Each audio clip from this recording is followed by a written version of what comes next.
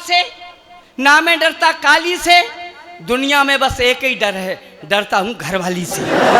हमने कहा शेर हमारा क्या कर लेगा, पटक लगा दूं भालू को, चीते को ऐसे चब जाऊं जैसे खाते आलू को, मुझे काट ले हिम्मत इतनी नहीं किसी भी नाग में, जब चाहे तब कूद पड़ूं मैं धू धू करती आग में। सारे जीवन का अनुभव है, हर जोखिम से खेले हैं, चोर उचक्के क्या कर लेंगे वे सब अपने चेले हैं। चोर उचक्के क्या कर लेंगे वे सब अपने चेले हैं। ना मैं डरता हूं दुर्गा से, ना मैं डरता काली से, दुनिया में बस एक ही डर है, डरता हूं घरवाली से। घर में घुसते स्वागत करती जूता चप्पल गाली से, जब चाहे तब माल लगाती तवा चिमटा थाली से, मुर्गा मुझे बना लेती है भय के मारे मरता हूँ, सुबह शाम में उसके आगे कुड़कू कुड़कू करता हूँ। बढ़िया, बहुत बढ़िया। उन्होंने कहा कि हमने कारगिल के युद्ध में प्रतिभाग भी किया था। वाकई जब कारगिल का युद्ध लड़े थे और जब लड़के वापस आए थे ना दुबे जी, माँ से इन्होंने कहा कि मैंने माँ हमने पाकिस्तान के कम से कम 100 सैनिकों के हाथ पैर काट डाले। माँ ने कहा बेटा तूने हाथ पैर काटे तो सिर क्यों नहीं काटा? बोले सिर तो पहले से ही कटा पड़ा था। आनंद लेते रहिएगा, जिसकी जय यात्रा आनंद में होगी। आदरणीय पुलिस वाले हमारे बहादुर योद्धा भी आ गए हैं और हम उनका अभिनंदन करते हैं, स्वागत करते हैं। इसलिए करते हैं साहब कि हम गर्मी में सर्दी में अपने घरों में इसलिए पड़े रहते हैं कि हमारे जांबाज सिपाही गर्मी में सर्दी में चौराहे पर खड़े रहते हैं।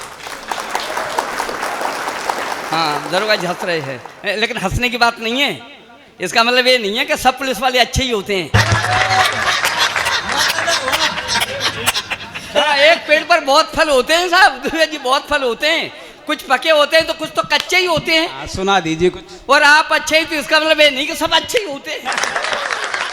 हमारे उसमें बस्ती में एक जैन साहब है ना, वो हमने रमेश जैन साहब बताए थे, उनके बगल में एक सागर जैन है, उनके यहाँ चोरी हो गई, सुबह लूट हुई, वो FIR कराए, शाम को लुटेरे सारा सामान वापस कर गए। बोले लो जैन साहब बड़े चक्कर में, बोले लुटेरे साहब सुबह आपने लूटा और शाम को आप वापस करने आ गए, आखिर ऐसा क्या हुआ, इतना डर था पुलिस का? बोले पुलिस का कोई डर नहीं था। बोले फिर क्या आपका हृदय परिवर्तित हो गया? बोले हृदय भी परिवर्तित नहीं हुआ। बोले फिर आप सामान लौटा क्यों रहे हैं? बोले लौटाते कैसे नहीं, हमने माल लूटा आपका 1 लाख का और आपने रिपोर्ट कर दी 5 लाख की, अब पुलिस 50% मांग रही है।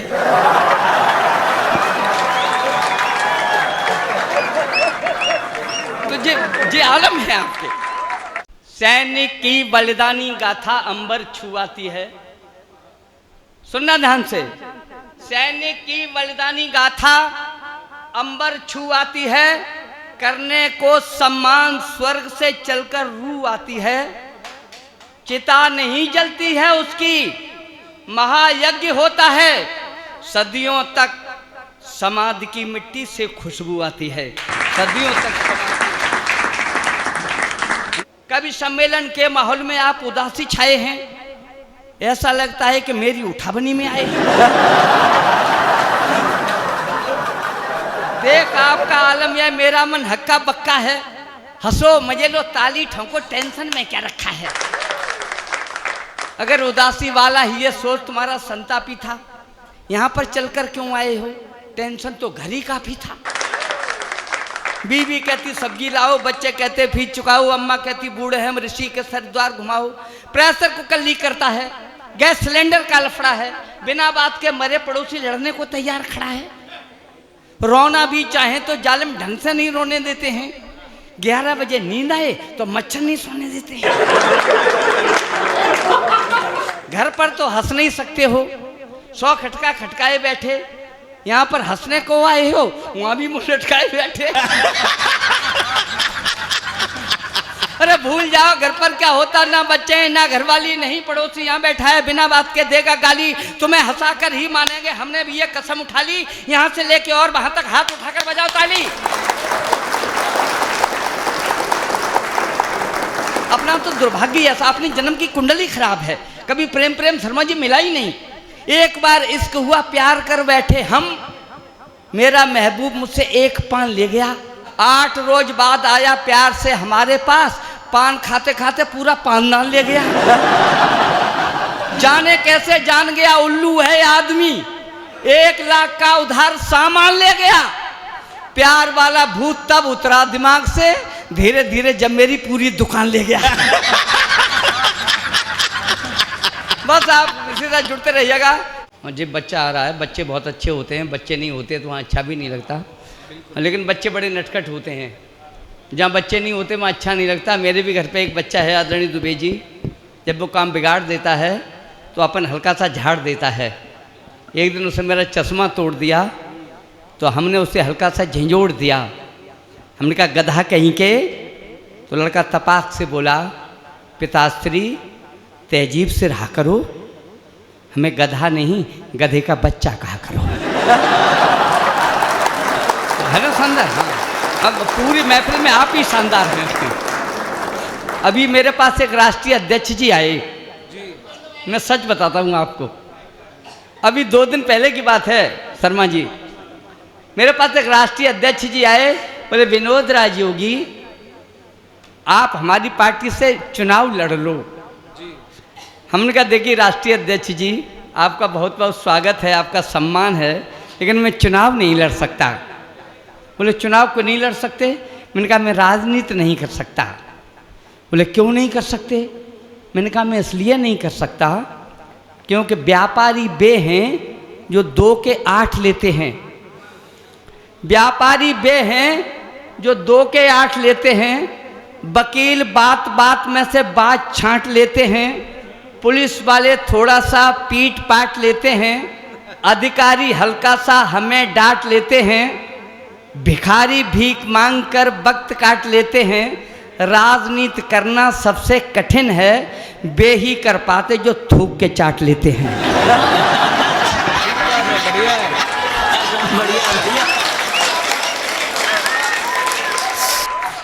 ये स्थितियां हैं। और हासिम भाई बीच बीच में अंग्रेजी बोल रहे थे, रेस्पेक्टेड सर। अच्छा मुझे तो हिंदी भी आती है, सम्मानित श्रीमान जी। और दरअसल अंग्रेजी कभी कभी खेल खराब कर देती है बेटा। मैं सच बताता हूँ दुबे जी, अंग्रेजी ऐसा खेल खराब करती है। मैं सिकाबाद रेलवे स्टेशन से आ रहा था, तो एक पति पत्नी बड़े फैशन वाले हाथ में हाथ डाले बतिया रहे थे, प्लेटफॉर्म पे आ रहे थे, और आकर सीट के पास होकर उदास चारों तरफ नजर डाली। एक बुढ़िया की बगल में सीट थी खाली, उसे खसका दिया। बाबूजी ने अपनी पत्नी को जमा दिया। बुढ़िया ने पूछा बेटी कहाँ से आई हो, कहाँ जाओगी, क्या हमें बताओगी? लड़की ने बड़े नक्शे से कहा माँ जी मैं पीएस से आ रही हूँ, ससुराल को जा रही हूँ। वे जो खड़े हैं सीट के सहारे हस्बैंड हैं हमारे। अब 90 साल की बुढ़िया मोहन जोदड़ो हड़प्पा की खुदाई से निकली, जिसे ठीक से हिंदी भी नहीं आती थी, उर्दू के जमाने की। उससे कह रही है भाई जो खड़े हैं सीट के सहारे हस्बैंड हैं हमारे। बुढ़िया ने सोचा हाथ में हाथ डालकर आई है तो जरूर ये इसका भाई है, दोनों प्यार से रहते होंगे, हस्बैंड अंग्रेजी में भाई से कहते होंगे। पूछने लगी बेटा एक तो साथ लाई हो, और पियर में कितने हस्बैंड छोड़ आई हो? ये स्थितियां। अच्छा मुझे बड़ा जल्दी थी, विनोद भाई का फोन आ रहा था, वो विनोद राजू की कहाँ हो? तो मैंने उसी भाई से पूछ लिया, मैंने कहा भाई साहब टाइम क्या है? उसने कहा करीबन करीबन 2 बजे हैं। उसी पत्नी ने कौनी मारी, बोली करीबन कहते हो, शर्म नहीं आती? इसमें त लगा देते तो तकरीबन हो जाता, अच्छा और हो जाता, शब्द पर साहित्य का रंग चढ़ जाता जी, पूछने वाले पर प्रभाव पड़ जाता। हमने पलट कर पूछ लिया भाई साहब ये आपकी वाइफ है क्या? बोले नहीं ये तवाइफ है।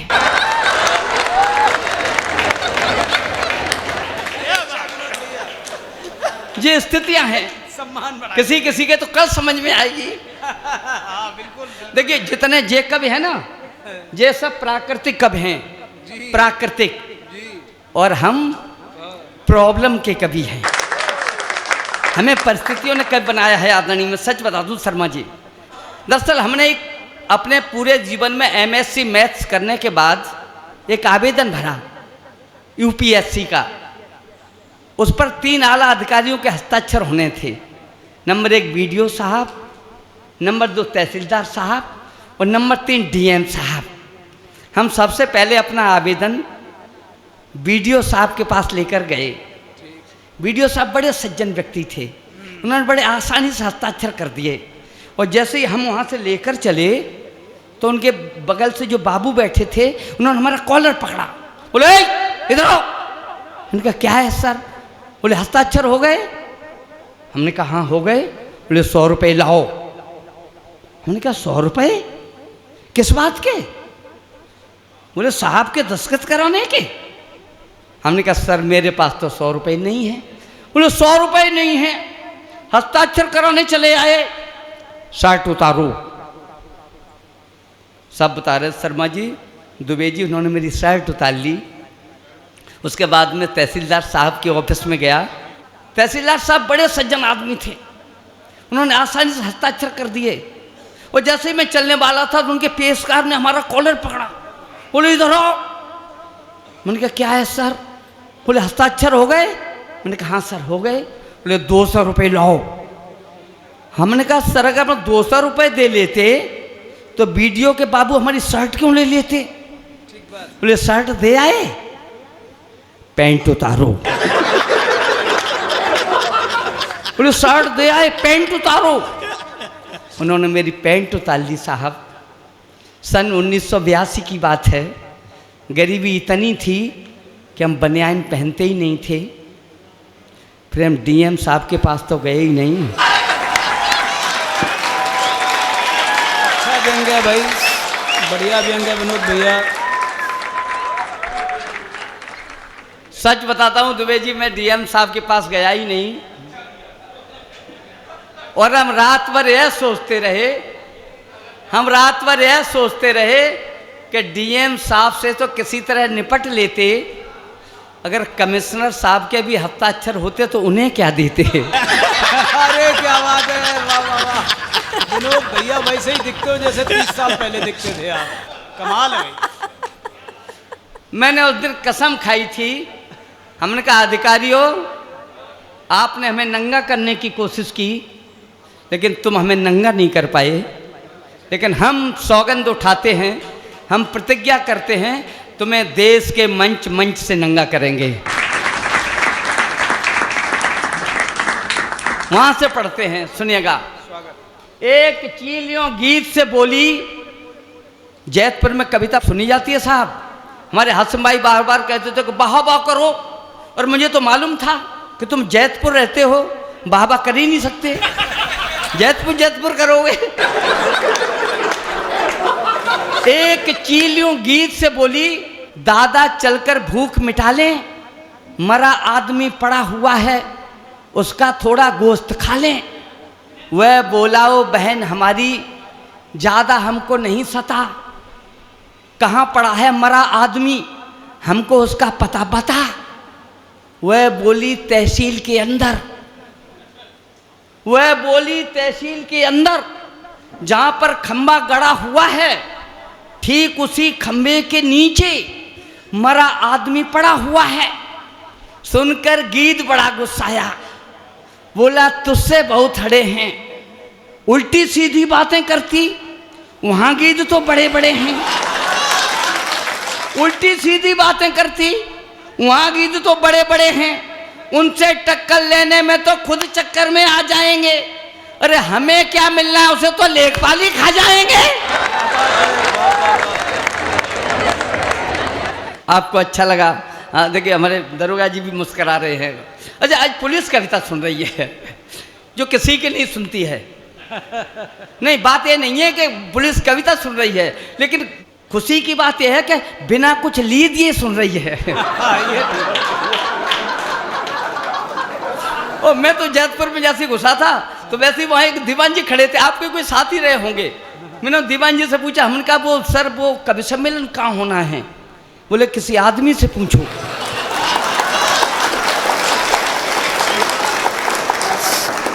बोले किसी आदमी से पूछो।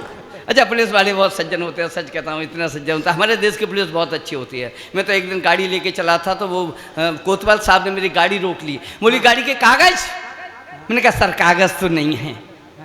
बोले कागज नहीं है? फिर तो आप चोर हैं, मक्कार हैं, ढीठ हैं। हमने एक 100 का नोट चुपचाप निकाल के दे दिया। बोले जाओ तुम्हारे सारे कागज कंप्लीट हैं। तो हमारी पुलिस अच्छी होती है साहब। हाँ। अमेरिका की पुलिस होती तो 5000 लेती कम से कम। मैं सच बता रहा हूँ आपको। माँ की ये कविता पढ़ी थी, देखिए सब माँ बहुत अच्छी होती है दुबे जी, माँ से बढ़कर कोई नहीं होता।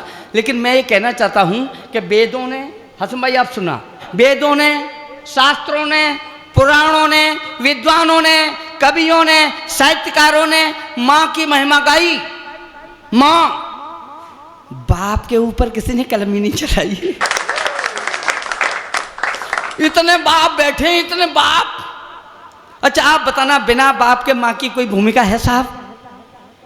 माँ माँ होती है, लेकिन मैं ये भी कहना चाहता हूं बाप भी बाप होता है।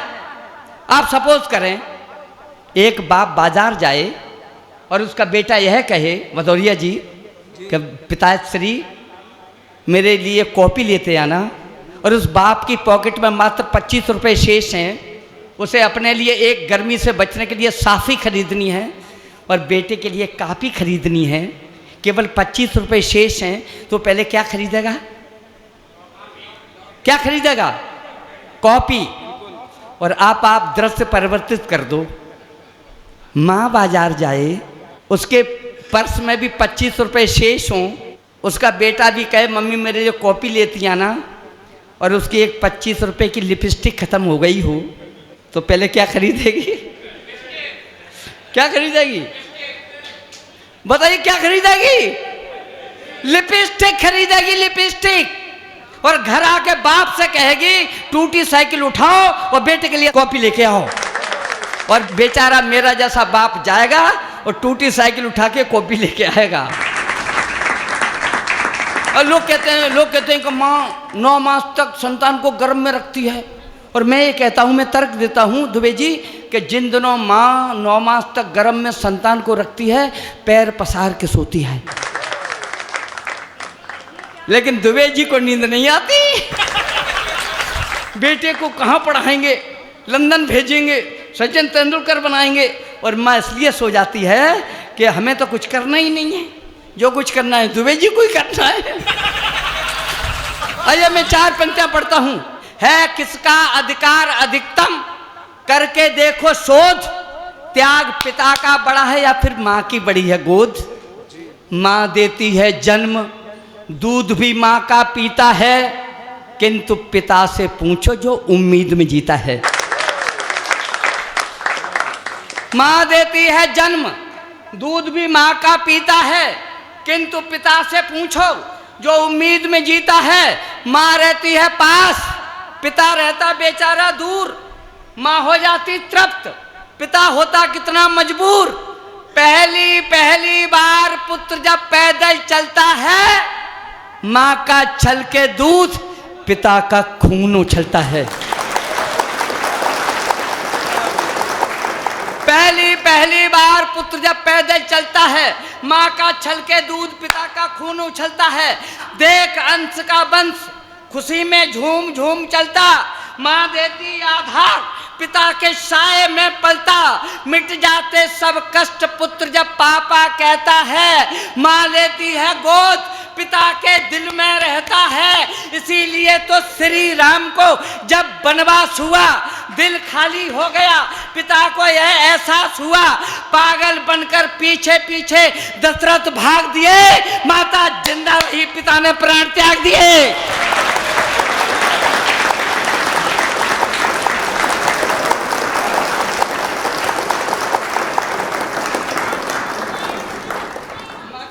माँ की सुनाएंगे, माँ की भी सुनाएंगे। अच्छा माँ की भी सुनाएंगे, मौसी की भी सुनाएंगे, बुआ की भी सुनाएंगे। बहुत बुरा लग गया समीम जी को। आपकी इतनी नारियों की तारीफ होती है, हम तो कभी बुरा नहीं मानते। लेकिन मैं एक कविता पढ़ने आया हूँ, सुनना। रोजी रोटी हो, मकान सम्मान साथ में, राष्ट्र चेतना का भी विवेक होना चाहिए। आन बान शान पर आँच आ रही हो तो एकता का भाव अतिरेक होना चाहिए। देश सिर्फ रहने की जगह ही नहीं होता है, देश पर आत्माभिषेक होना चाहिए। जात धर्म भेदभाव हर विवाद भूलकर देश के नाम पर एक होना चाहिए।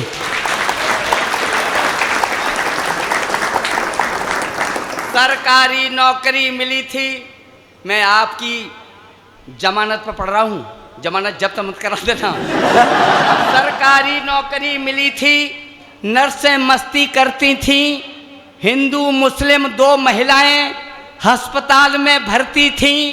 कुछ शंकर जी की कृपा थी, कुछ अल्लाह ने किया करम।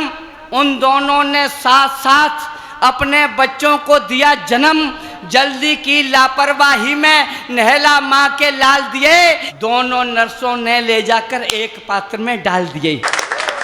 अपनी आदत के कारण हो बातों में मशगूल गई, कौन था हिंदू कौन था मुस्लिम याद नहीं रहा, भूल गई।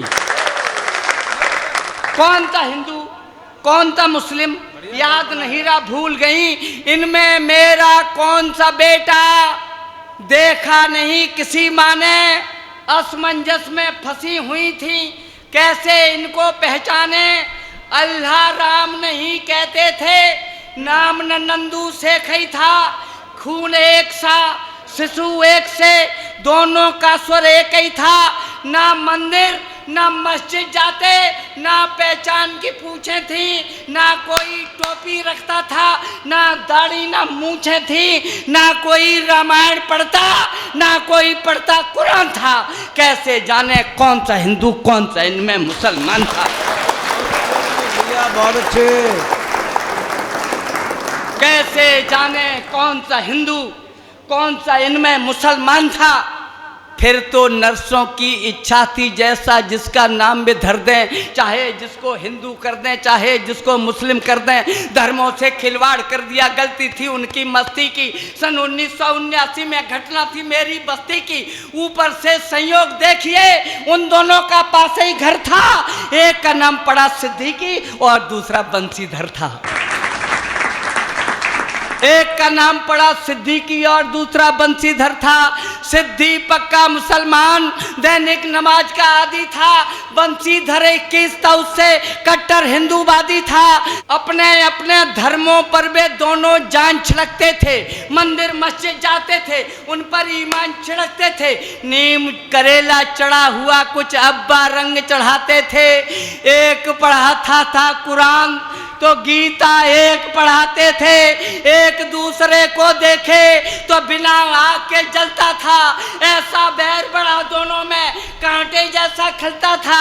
तब तक कुछ अवसरवादी ऐसा दुरंगा कर बैठे, अपनी करतूतों से वे इंसान को नंगा कर बैठे। मानवता का खून बहाकर गंदी गंगा कर बैठे। बेकाबे में आकर हिंदू मुस्लिम दंगा कर बैठे। उठती चीख पुकारों ने दोनों का संयम तोड़ दिया। सिद्दीकी ने बंसीधर की अम्मा का सिर फोड़ दिया। अपनी माँ के सिर से देखा खून का निकला फव्वारा, उसने भी सिद्दीकी की अम्मी के चाकू दे मारा।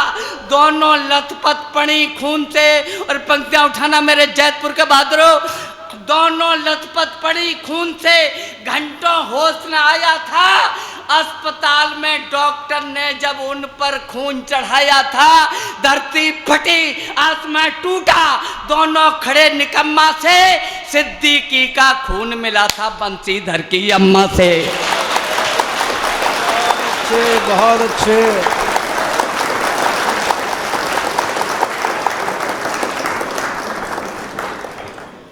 सिद्दीकी का खून मिला था बंसीधर की अम्मा से।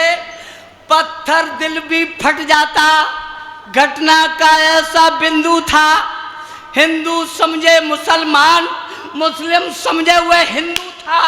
एक धर्म ने जन्म दिया था, एक धर्म ने पाला था, दोनों ने अपनी अपनी माँ को घायल कर डाला था।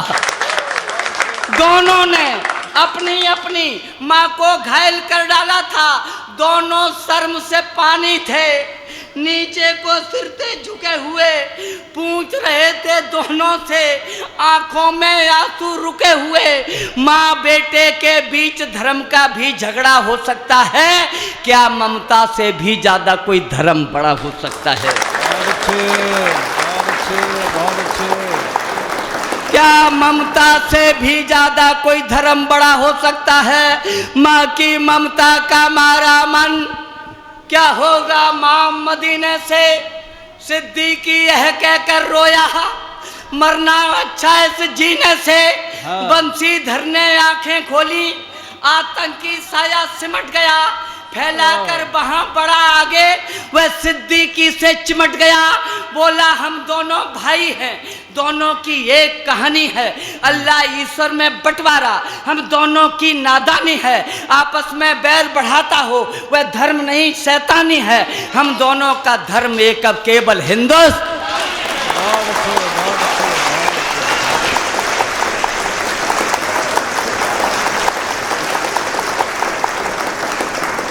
हम दोनों का धर्म एक अब केवल हिंदुस्तानी है। हिंदू मुस्लिम के अब संगार की 4 पंक्तियां सुन के विनोद राजयोगी को विदा कर देना।